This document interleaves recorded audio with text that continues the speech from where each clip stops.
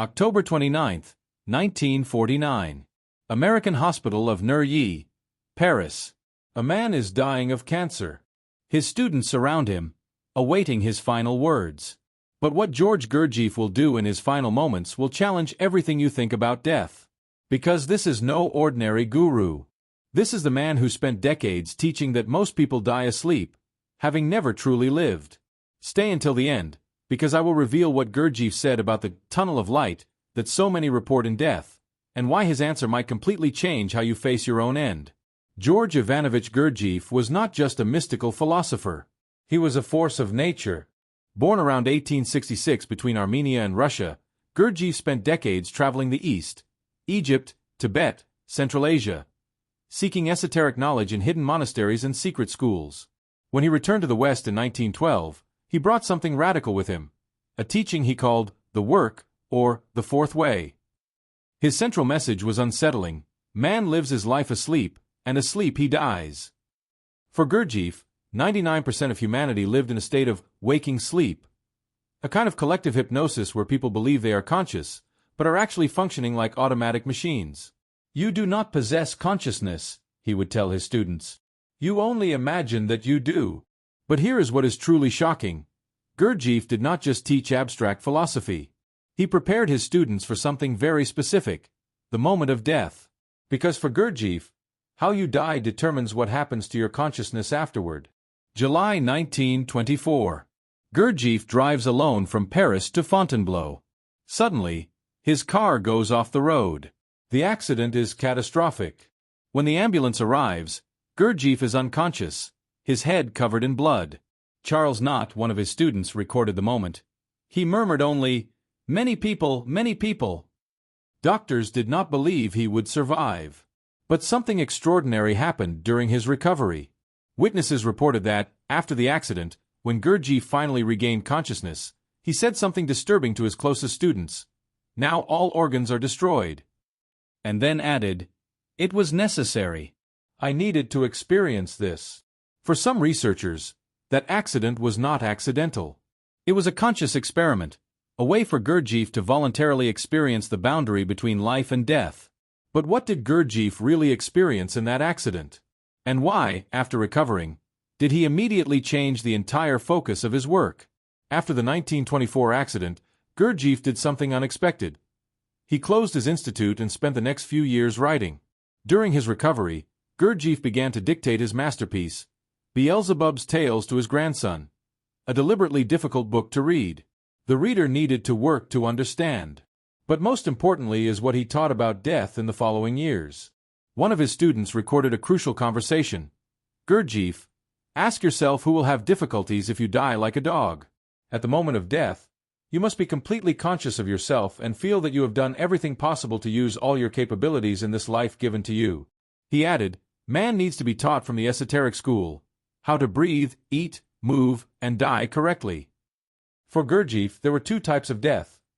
Mechanical death, when the person dies asleep, unconscious, in the same state of automatism they lived in. Conscious death, when the person maintains total presence until the last moment. And here is the part few understand. According to his teaching, if you have not developed a real consciousness during life, if you have remained asleep, then there is nothing that continues after death. The soul is not something we are born with complete. It is something that needs to be built through conscious work. But if the soul needs to be built, what happens to the near-death experiences that millions report? The tunnel of light that people see may not be the portal to the afterlife. It may just be a subconscious experience, a projection of the mind that has not yet developed real consciousness. This is the question that challenges everything. Since Raymond Moody published Life After Life in 1975, millions of people have reported remarkably similar near-death experiences: NDEs, out-of-body feeling, movement through a tunnel, a welcoming light. Science has tried to explain lack of oxygen in the brain, abnormal electrical activity. But a 2023 study by Drive Samparnia documented that some cardiac arrest patients showed brainwaves consistent with organized consciousness. Here is something fascinating. Although Gurdjieff never publicly commented on NDEs, his teaching offers a profoundly different explanation. In his works, Gurdjieff talks about fictional consciousness versus real consciousness. What most people call consciousness is just the tip of the iceberg. True consciousness is dormant in deeper layers. If we apply Gurdjieff's teaching to near-death experiences, a disturbing possibility arises. The tunnel of light may just be a projection of the subconscious mind. As Gurdjieff taught, if you have not built a soul, you simply go nowhere after the death of the body. But then how do you explain the documented case of a man who, during his NDE, claimed to have met Gurdjieff himself?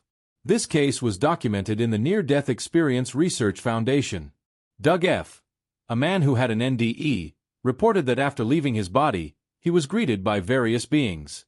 And then, another being, or rather, the persona of a man sitting at a coffee table, motioned for me to sit down. He introduced himself.